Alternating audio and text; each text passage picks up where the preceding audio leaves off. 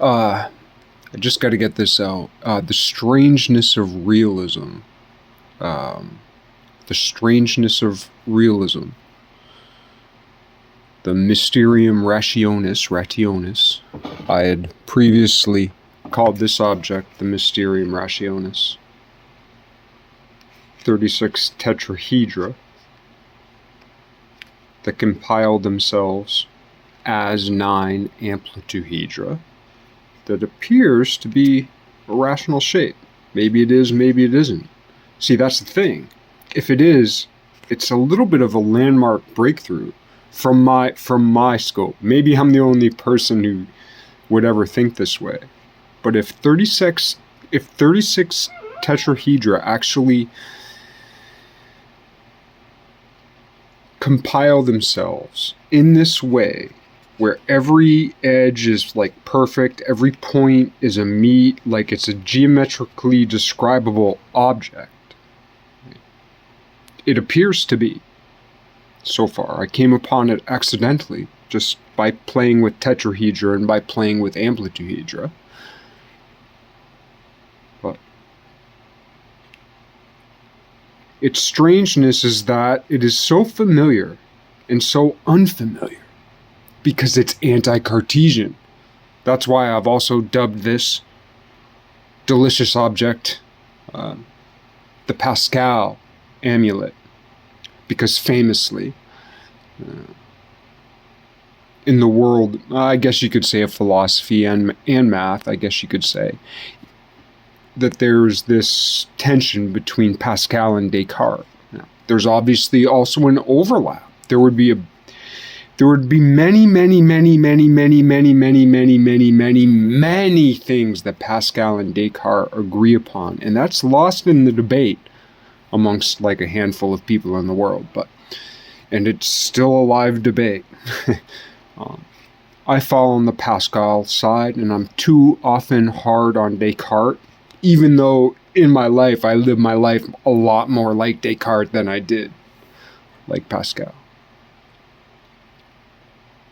So in this object, you're tying in like the whole concept of math. And of course, I also, because this is triangle-centric as opposed to square-centric, because famously, the Pascal triangle, there are many versions of Pascal triangles, right? But it's Pascal triangles. And Descartes is associated with the Cartesian plane, though until, I'm not really sure who, but like certainly like Poincaré defied or seemed to defy the Cartesian plane. But he didn't really, because all planes are false. And planes can be composed as collapsed cross-sections or as projections. Or planes can be transposed into lenses.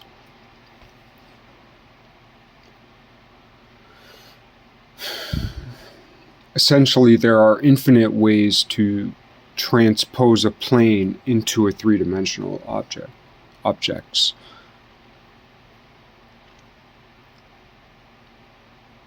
Sometimes when you take a plane and transmute it into a three-dimensional object, or into several three-dimensional objects,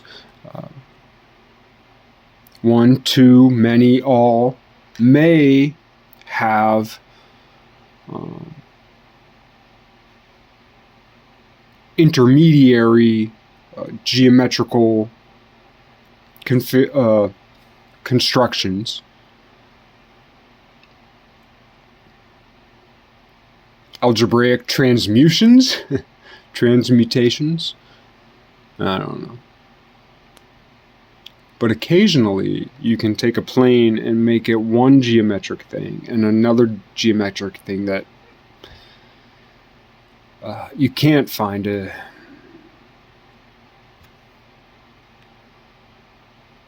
Like, you can take an object and like mathematically go off one way and mathematically go off another way, and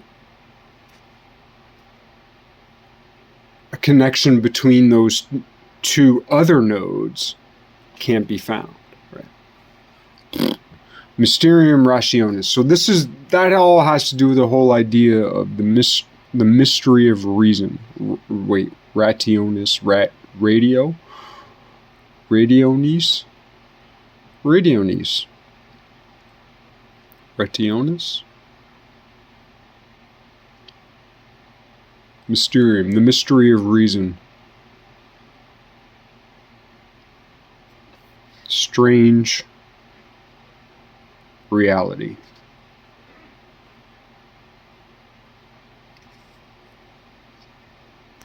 Because this harkens to things, there's a triangulature of it, there's a trinity of it in a certain way, and being as though I call it the Pascal amulet,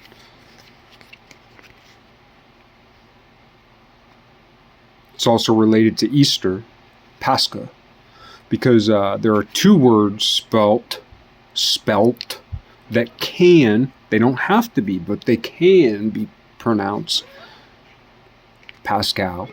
One is Pascal. There's some twiddly-dees in there in French, but in English, if you type in Pascal, you get Blaise Pascal. Pensée, baby. Pensée is a fucking great book, man. Nietzsche went on and on about it and wrote like Pascal. So, there's that. But also Pascal is Paschal, which relates to the Pascal mystery. I prefer to say the Paschal mystery. I think Paschal is much more of an allusion to the word pastoral. The pastor, the shepherd man. But the Pascal mystery is the Easter mystery, which is the mystery of resurrection.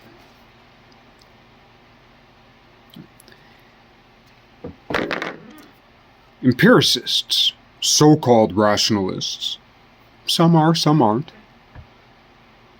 speak about the multiverse, aliens, multiverse, quantum computers that compute while, in a sense, creating different universes or co-creating or coexisting in this multi-universal, essentially infinite universal creation in quantum. If you believe in quantum, there are very qualified physicists who, by the way, don't. Because if you believe in quantum, you can't believe in relativism? Maybe? Am I getting that wrong? You know. All I know is that Einstein is associated with two different things that contradict each other. It means they're both right and they're both wrong. Simple as that. It means there's this theory and there's this theory. You know, and they overlap. And all the shit on the outside and all the shit on the outside doesn't matter. It's only where they overlap. That's true, right? But there's no language for that. That's the unified theory.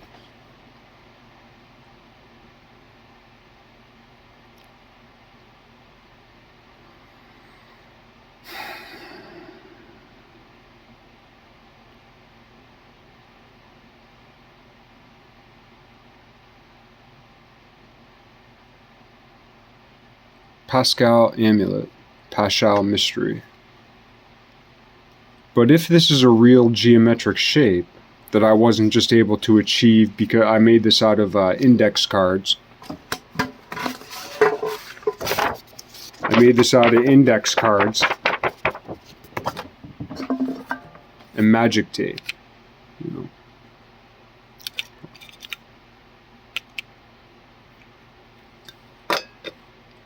And then I painted it.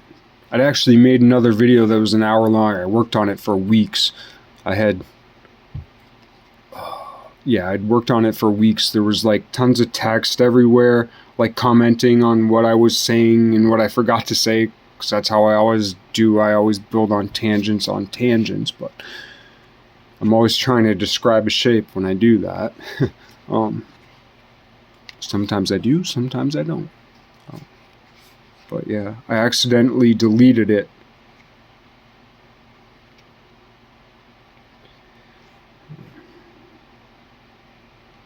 But yeah, the Paschal mystery, the Paschal mystery. And what's also beautiful about this object, right? Because say it's reasonable, because Pascal's reasonable, Pascalian mathematics are reasonable, Descartes reasonable, and Descartes Cartesian.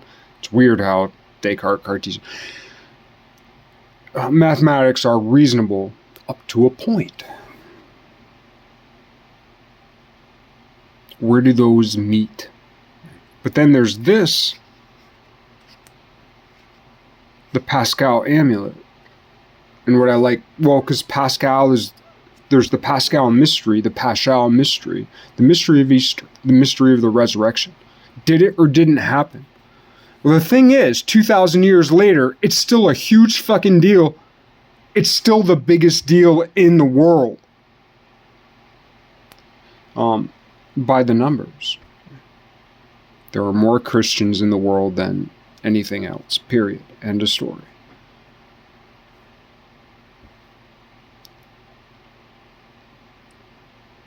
Like it or lump it, 2,000 years later. It's all fucked up, but we gotta know that, like, there was a seed somewhere.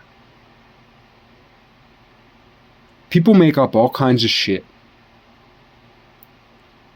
And if that was made up, it was made up by someone who might as well have been Christ, right? Say someone wrote the story of the Bible. The Bible? Not really the Bible, but say someone invented Christ. Right?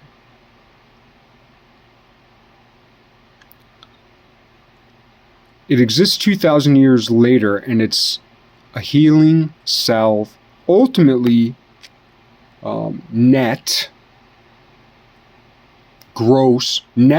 and gross Christianity. And I mean that in like business terms. Like net and gross Christianity is a 2,000-year-old healing salve for the world. Period. So like, even if Christ didn't, that's not what I'm saying, but what I'm saying is, this is just it's an exercise, it's play, it's stretching the mind, opening up the soul, the heart. Because when we're talking about what Christ was, we don't know. And if we believe it the way we heard it, that doesn't even matter, because I am so deficient that I don't even have the qualifications to sit on the jury. Never mind be the defendant, the prosecution, the judge, the lawmakers, right? You know, the Paschal. But obviously this is such a three-shape object, which I stole from this.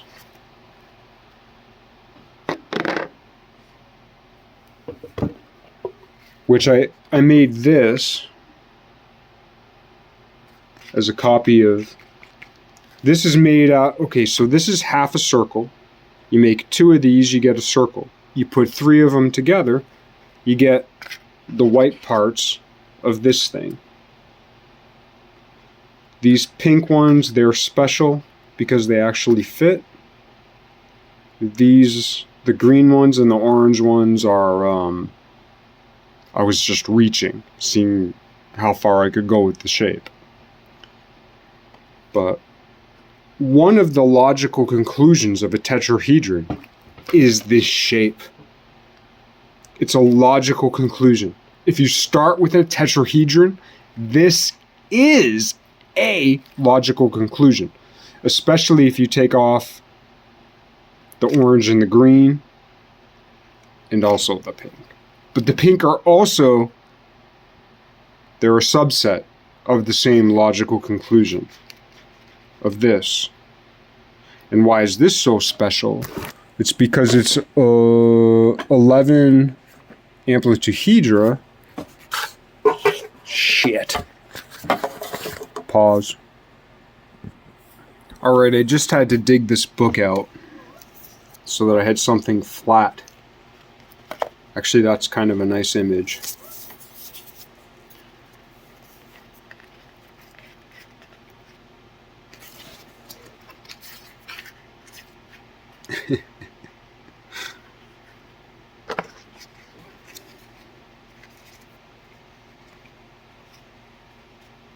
The heart. The Immaculate Heart. Sorry. Michael Spear.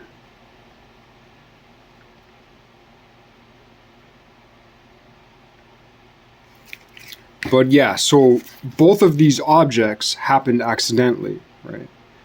This object is a little bit more primary because that's how I built it. I was actually expecting a spiral. I didn't know. I was putting together tetrahedra. I have a few videos way back where I put tetrahedra together in a different way. But I have also videos of this thing, you know, but it was either, I can't remember now because I always listen to what's going on. Like when I came home today, there was a bird outside.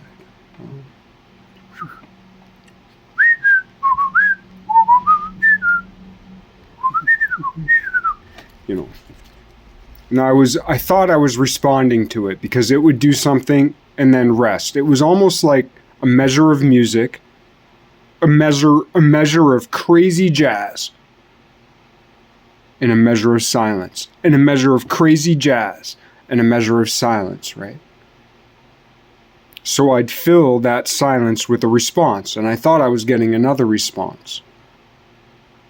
So the bird would do its thing, which was listen more to birds. Like, if you want to ruin your life, learn Morse code. Because in music, there's the percussion, the time, the duration of the notes, but there's also the pitch, the tone, the hue, the color of the notes, right? Never mind the melodies. There's the harmony and there's the melody. But then some music is like a harmonious melody, but I thought I was responding to the bird until I stopped responding, and then I noticed, wait, the bird still goes.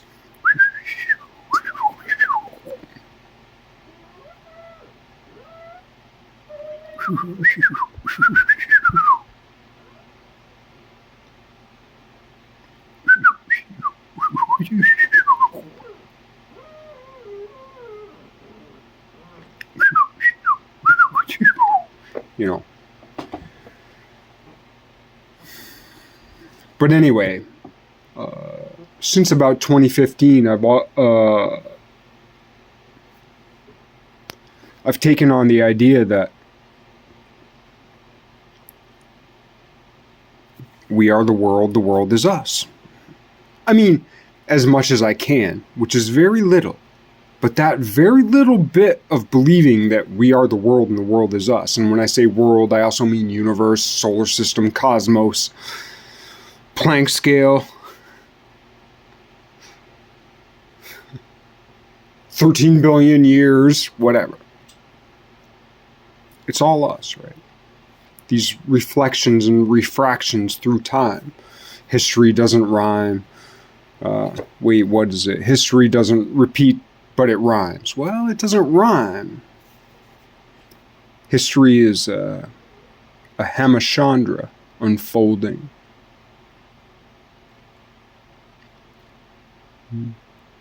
If you want to know how history plays out, study hemashandra.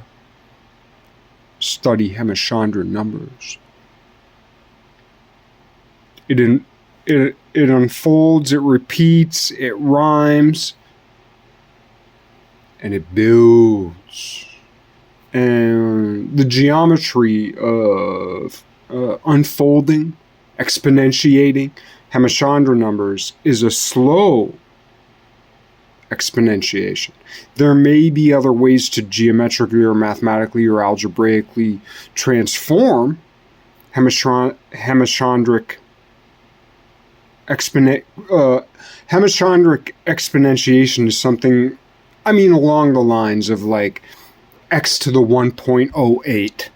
I mean, I'm being very fast and loose with that number, but like x raised to the power of 1.08 might be a good approximation of hemashandra numbers. It's way below x raised to the 2, for sure.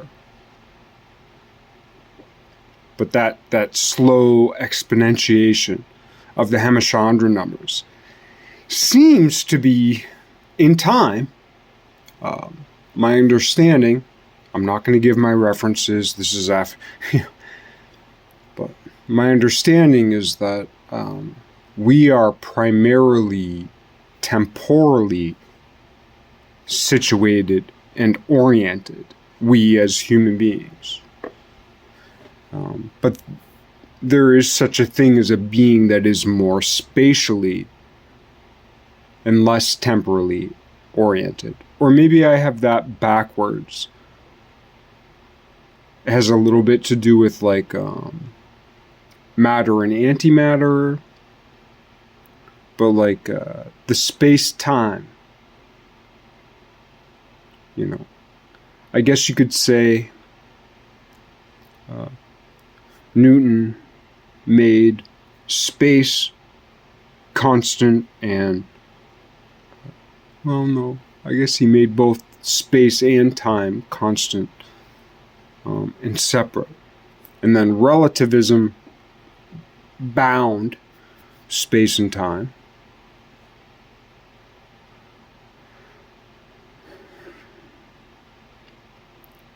I mean, I don't know, I'm just thinking about it. Relativism's bound space and time. But the absolutism vanished.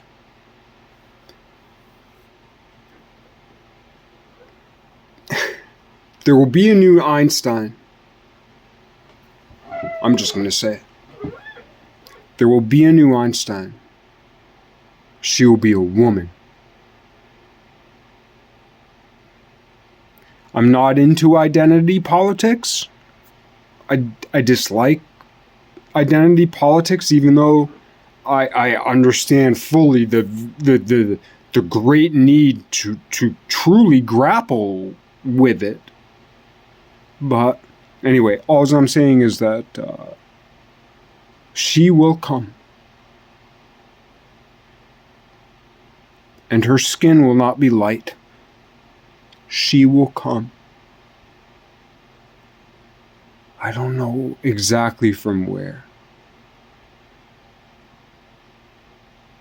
Will she come from Ethiopia? Will she come from Malaysia? Will she come from Africa? I don't know. I don't know. Will she come from Mongolia? I don't know. Will she come from China? I don't know. Will she come from Australia? I don't know. But she, the Doling,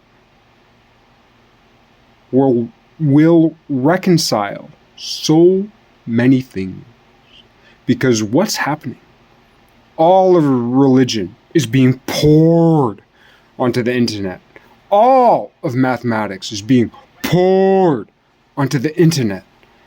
It works so great for God. It's such a wonderful thing for God. Because God's favorite miracles are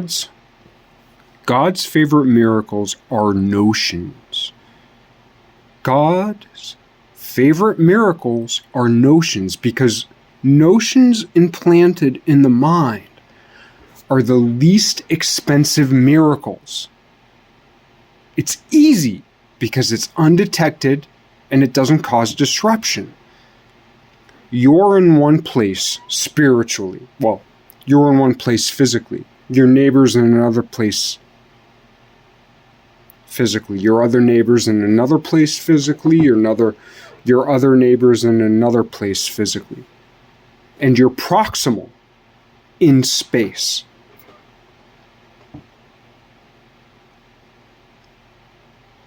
But you may have very, very, very, very different views. Now, it's still good to be good to the neighbor. Am I a good neighbor? No. I hate that about myself. I was trained to be that way. Not deliberately, just by my culture, by my family, this, that, whatever. I recognize it, and that's good. I'm not big enough a man or a person to overcome that. Yet. I retain the hope that I will be big enough one day to truly love my neighbor. But now with the internet, with the World Wide Web, with the interweb, now with the interweb, we are able to be proximal across time. I'm dead, and you are watching this. Now, I'm not dead yet as I'm making this, and you're not even born yet as I'm making this, but as you are watching this, I am dead, and you are born. Am I risen? Am I fallen? I don't know. But that's the thing, too. Whether we rise or fall, we got to believe in God, right? We got to believe in God so much. Judas ain't the devil.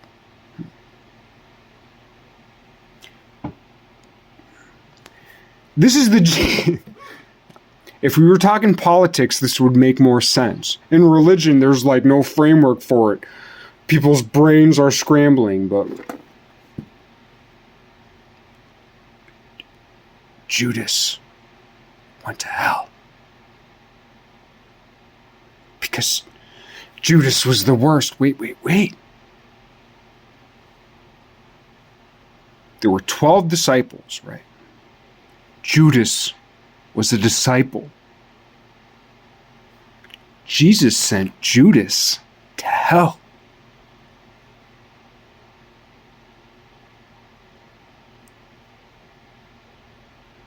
Jesus chose Judas. Peter denied thrice, and immediately thereafter planted the rock, as he was the rock. Petra, Cephas.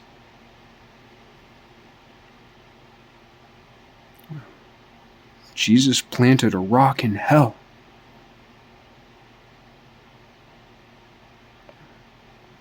For those like me. One of the things I love about some Catholic fathers is that they say they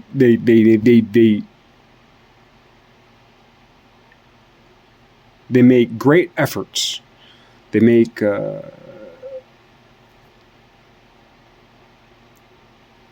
great efforts to proclaim themselves sinners, right? Even not even just the good ones, but like the greatest ones. Like these great fathers, they accentuate the fact that they are dirty, horrible sinners, even though their dirty, horrible sin is like 10,000 times greater than ours. Now, I know everybody hates the Catholic Church because of the abuse, even though, statistically, are we into math and science or are we not? I'm just saying, statistically, the Catholic Church is actually almost a little more than half, like abuse, sexual abuse, pedophilia, all that shit, rape, all that shit. Within the priesthood is actually about half of what it is in the population of the world. Right? The only reason the Catholic Church is getting sued is because they got money. When was the last? Now, you grew up. If you're like me, you grew up in the 90s, 80s, 90s, 2000s, 2010s. You know. How many teachers in schools do you know who crossed the boundary? Why aren't all those victims standing up and suing the school districts? Because they ain't got the fucking Vatican Bank. And because school districts are independent and don't have a centralized place to attack for money. That's not the whole thing. Like, obviously, huge scandal, big problem. But who tackled it first? That's all I'm saying. Got way off track there. I know it kind of sounds bad. There's more work to do with the philosophy. All I'm saying is that, like, we still have to forgive humans for being humans. Right? The process of the priesthood, I'll get into it another time, why the Catholic Church has a claim to the priesthood, even though not all priests are actually priests, and why some people who aren't in the Catholic priesthood are priests, right? We're all priests and kings, right? It just so happens the Catholic Church has many processes for that. Sometimes it takes, sometimes it doesn't take. Just like most kids who try out for it depends on what school district you live in, but most kids who try out for the baseball team make it. But some don't. But then there are kids who play in the streets and it's like different rules. But those rules overlap. You know, playing stickball in Brooklyn. Or maybe playing cricket in your driveway in Australia. Or playing baseball in Podunk, New Hampshire. There are similarities, right?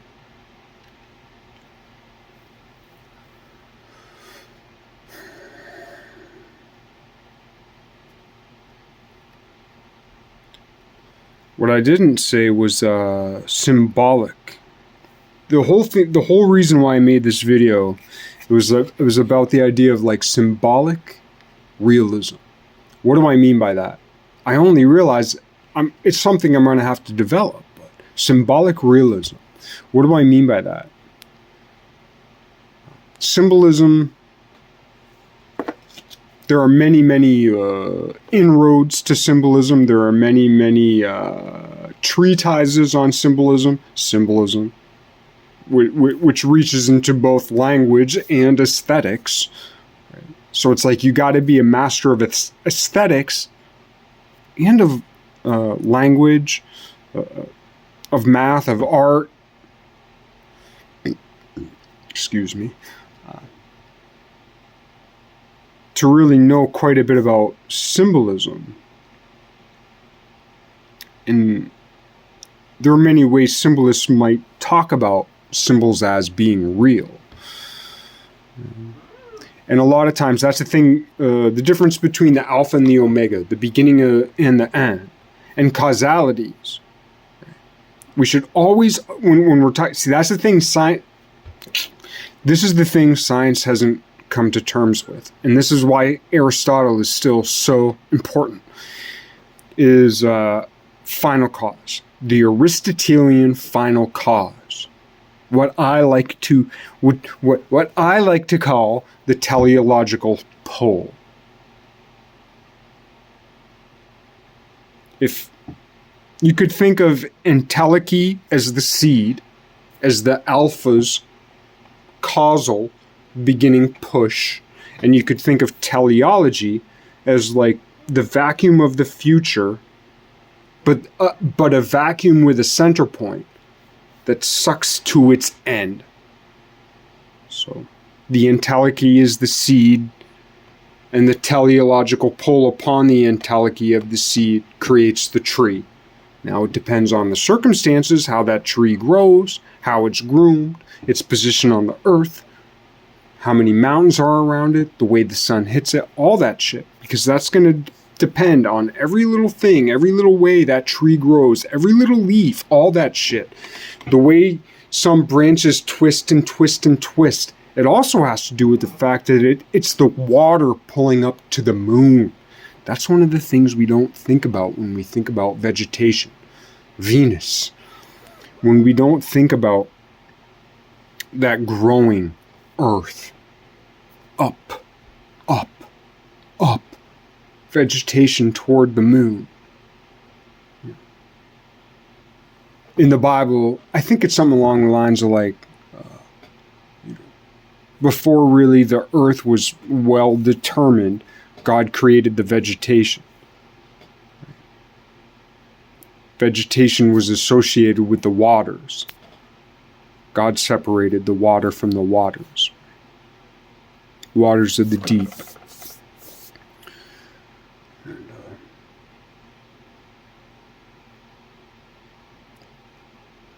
It's one of the things we don't think about. We think about the sun feeding the leaves,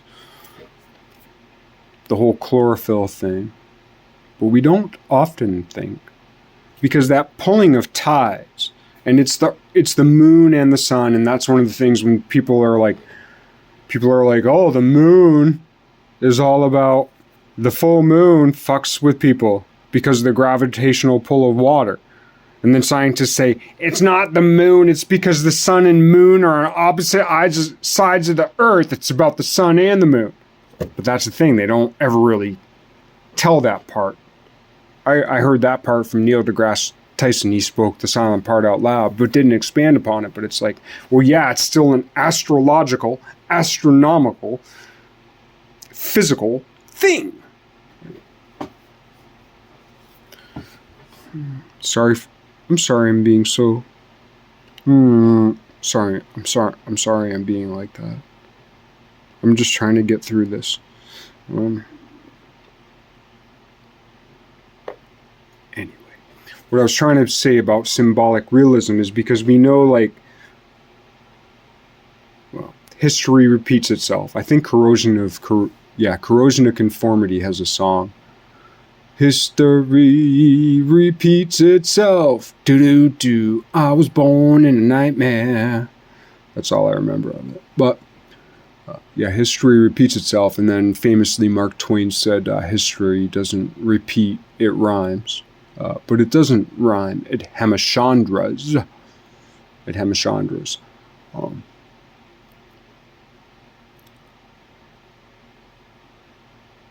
But yeah, symbolic realism is like old Ironsides, the USS Constitution. I know it's somewhere down in Mass. I don't know where in Mass it's birthed or ported. Wherever.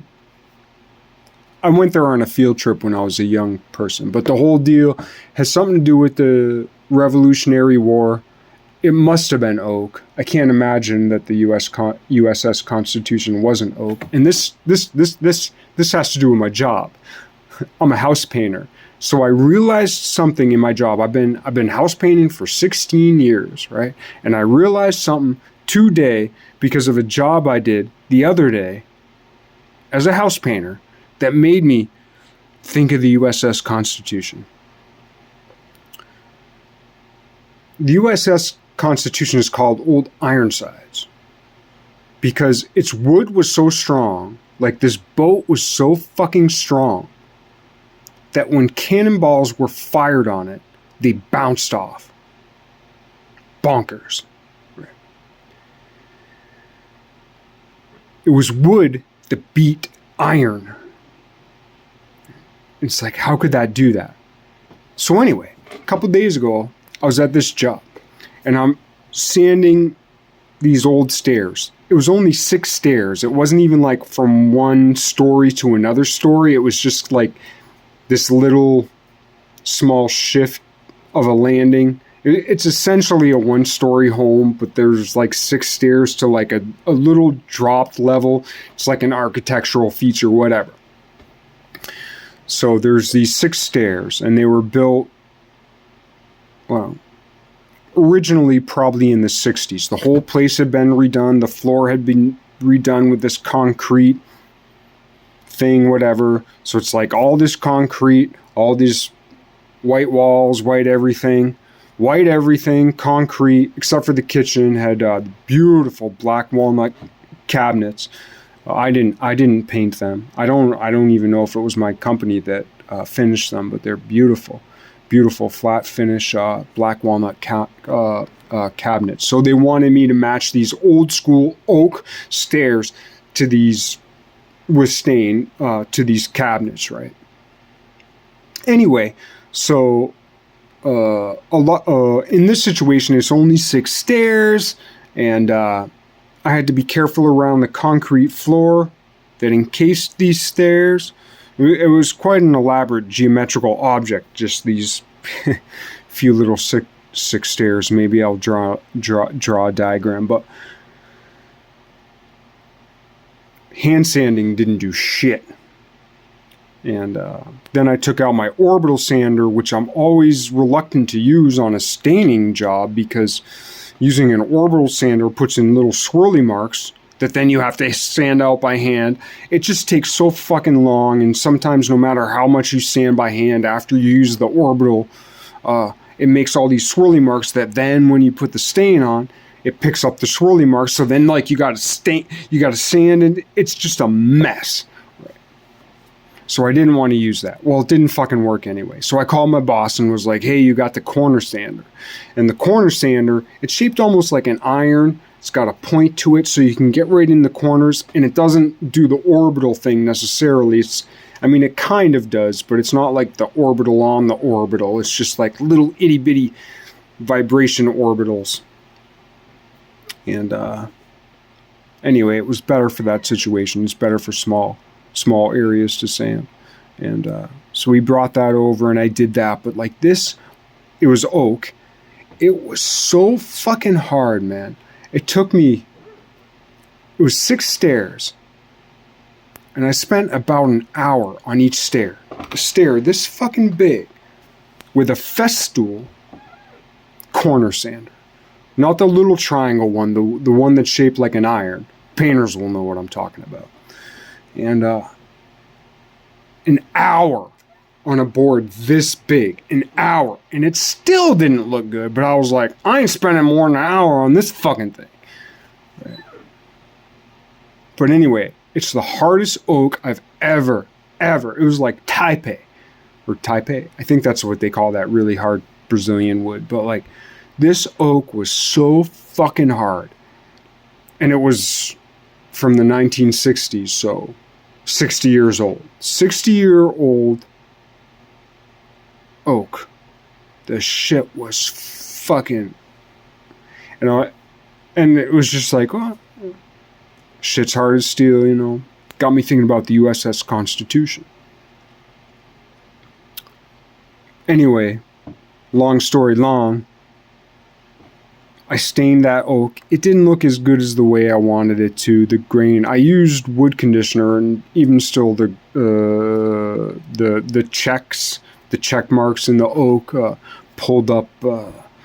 It was a minwax stain. So some of even the light minwax stains, like Some of even the light ones, like you put it on pine and it does one thing, and then a lot of stains, they'll be darker on pine and then lighter on oak. But some of the Minwax stains are actually darker on oak and lighter on pine with a preconditioner. Anyway, I didn't have any test samples, and it was kind of a rush job. And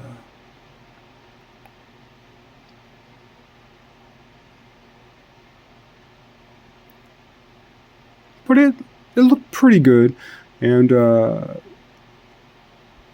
it didn't look the way I wanted it to, but then I reconfigured, like, I have 3 more steps to do on top of it. I figured out how to correct what I don't like about it, but anyway, what I learned, that was definitely, I've been a painter for 16 years. I've been in the paint industry for 21 years, and 22 years. Before that, I was an art major, so that pumps it up to like 23, 24.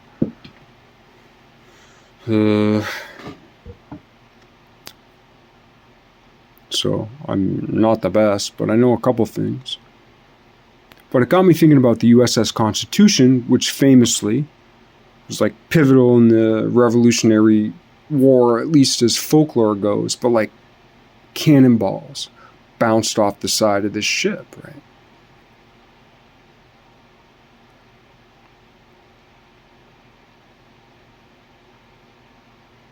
But that is the Constitution. Like it or lump it,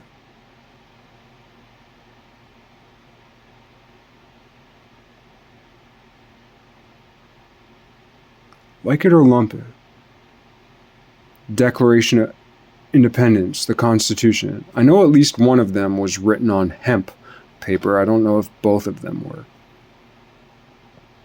I know there's all kinds of problems with the past. I know that. I understand that. Though we should ask ourselves, and I request this humbly, why? Okay. So we know Jefferson had, and it was only recently, when I say recently, I mean within the last decade, found that Jefferson had like this secret room, and it's been universally determined that that was the secret room where he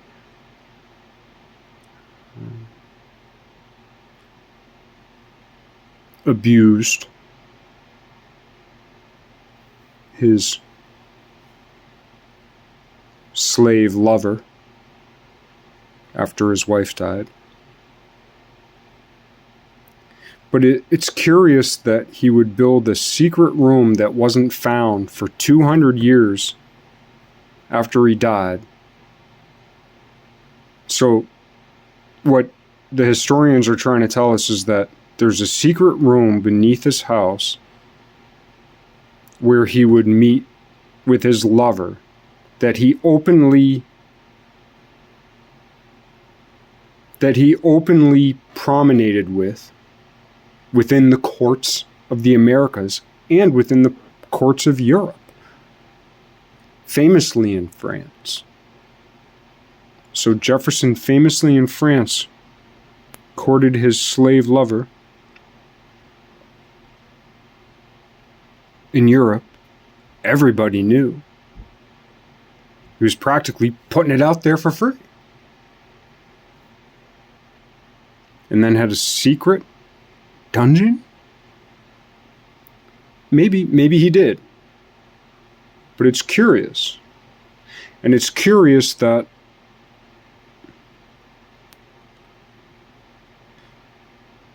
he slept in a bed, a twin-size bed. Where did he sleep? I don't know. But in his bedroom, he slept with a clock he designed, which was 2 black pillars with a circle between it, 2 black obelisks with a circle between it,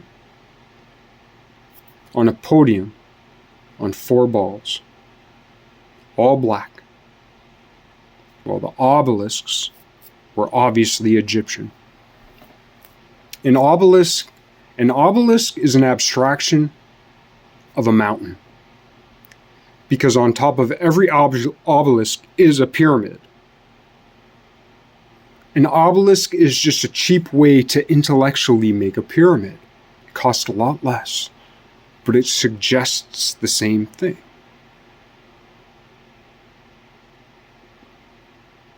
A pyramid an obelisk is a symbol of a pyramid. A pyramid is a symbol of a mountain. 2 obelisks with a circle between it is 2 mountains with the sun between. The symbol of Akhenaten. But it's not a symbol that anyone uses, even though that is the symbol of Akhenaten. 2 mountains with the sun coming between it is as powerful, historic, and important, and the same symbol as the burning bush.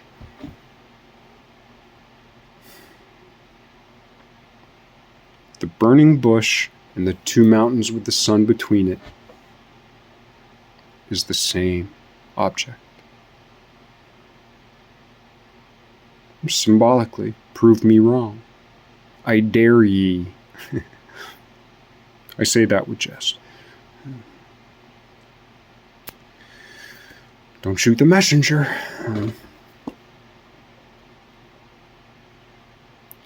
So when Jefferson every night slept with that statuette, with that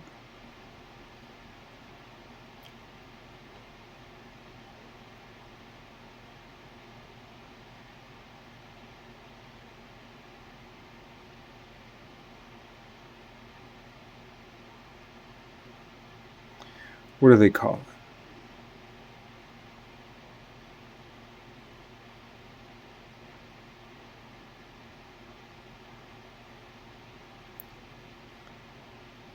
That object, all in black.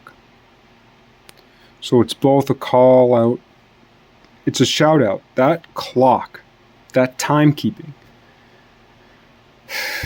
explicitly, it's a call out to Akhenaten, Nefertiti, Meritaten, and also the gates of Heliopolis. So, a man who slept with Kemet beneath his feet as he laid down, not as he stood.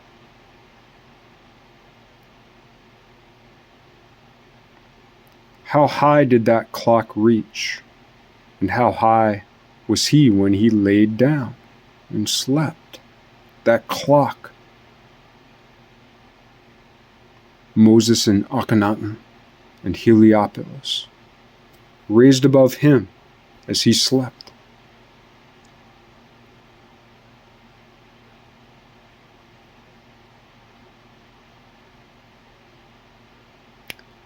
Anyway,